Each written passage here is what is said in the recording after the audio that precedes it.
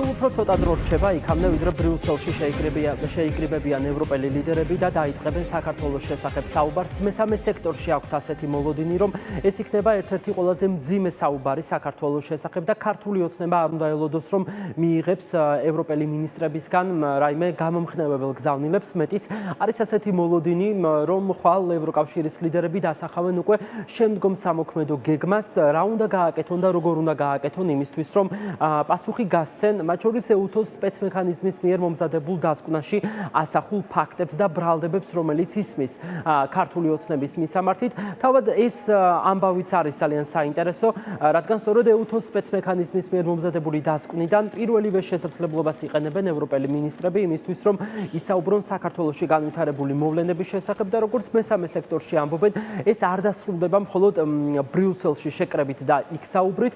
არის ასეთი მოლოდინი, რომ ამის შემდეგ ევროკავშირის ქვეყნები გამადიდებელი შუშით დაუწყებენ ქართულ ოცნებას ყურებას.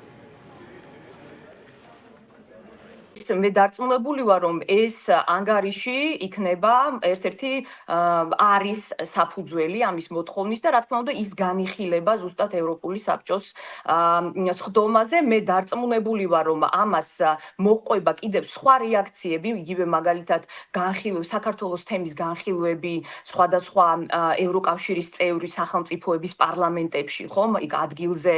ამას მოჰყვება ძალიან დიდი ყურადღება საერთაშორისო საზოგადოების მხრიდან დამატებით, ხომ, ეხლა ჩვენ ვხედავდით, რომ ერთი პერიოდი, როცა ძალიან მრავალრიცხოვანი აქციები ქონდა და ამის შემდეგ წამებაზე რომ გახდა ცნობილი, ხომ, ამას მოჰყვა რეაქციები, რაღაც მომენტში ძალიან ბევრი რამ ხდებოდა სოფლიოში, მათ შორის ირანში, მათ შორის ვენესუელაში და ასე შემდეგ, ხომ, და რა თქმა უნდა უკრაინა არის ყველაზე მთავარი თემა, რასაც ყურადღებას აქცევენ დასავლეთის ქვეყნები, მაგრამ ეს ახლა ახალი ტალღა დაიწყება, დარწმუნებული ვარ და უკვე ამას მოყვება სხვადასხვა დონეზე, მათ შორის საერთაშორისო ორგანიზაციების მხრიდან რეაქციები. ოპოზიციისთვის ნიშანდობლივია ერთი დეტალი და გარემოება, რომ ევროკავშირის ლიდერებს საქართველოში პოლიტიკური პროცესების შესახებ ინფორმაციას მიაწვდიან გერმანიის და საფრანგეთის წარმომადგენლები. ორივე სახელმწიფო არის ვაიმარის სამკუთხედის წევრი ქვეყანა და შესაბამისად ვაიმარის სამკუთხედის წევრმა ქვეყნებმა რამდენიმე დღის წინაც გაავრცელეს მათ შორის განცხადებები, როდესაც ახალი კანონები შევიდა ზალაში და ეს კანონები შეაფასეს როგორც უპრეცედენტო ზეწოლის მცდელობა მათ შორის სამოქალაქო საზოგადოებაზე და მოკლედ კრიტიკული იყო ის შეფასება, რომელიც გააკეთეს ქვეყნებმა ახალი ამოქმედებული კანონების შესახებ. ამიტომ როგორც პოლიტიკოსები ამბობენ, ქართულ ოცნებას ამ მიმართულებითაც უნდა კონდეს წესით განგაშის სიგნალი ჩართული, რადგან ვაიმარის ქვეყნებმა დეტალურად იციან საქართველოში ბოლო დროს მიმდინარე პროცესების შესახებ.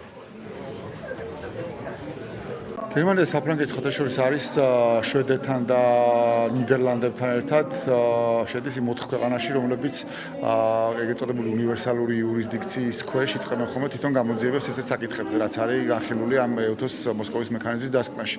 არ ვიცი, შეიძლება მაგასთან იყოს რამე კავშირი. კიდევ ვიმეორებ, ბოლშაბათს იქნება შეხვედრა და ვნახავთ. ის რაც გარდაუვალია, ქართულ ოცნებას არ აცდები.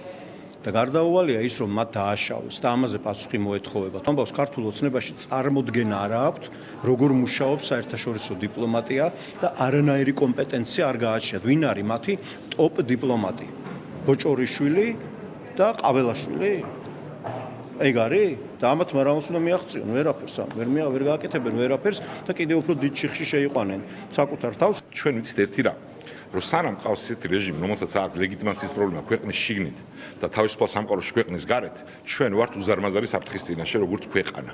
და რომც ასე მწვავედ არ იდგეს საკითხი, აი დღეს რო არ გამოსულიყო მოსკოვის მექანიზმის ეს დასკვნა. ესეც არ შეცვლიდა იმის რეჟიმი, რომელსაც ასეთი პრობლემები აქვს, ვერ დაიცავს, რომ მოინდომოს და ამის ნება არ გააჩნიათ ან ივანიშვილს საქართველოს ეროვნულ უსაფრთხოებას, სუვერენიტეტს. ევროკავშირის ქვეყნების საგარეო საქმეთა მინისტრები ბრიუსელში ხვალ დილით, ბრიუსელის დროით 10 საათზე დაიწყებენ შეკრებას. საქართველოს გარდა მათ ჩანიშნული აქვთ საუბარი უკრაინის და ასევე ახლო აღმოსავლეთში მიმდინარე პროცესების შესახებ. და რაც ყველაზე საინტერესოა და რაც ყველაზე ენიშნება, წესით საქართველოს ხვალ საერთოდ არ უნდა ყოფილიყო განხილვის საგანი, მაგრამ EUTOS სპეცმისიის მიერ მომზადებული დასკვნის შემდეგ ჩვენი საკითხის დღის წესრიგში ჩასვეს.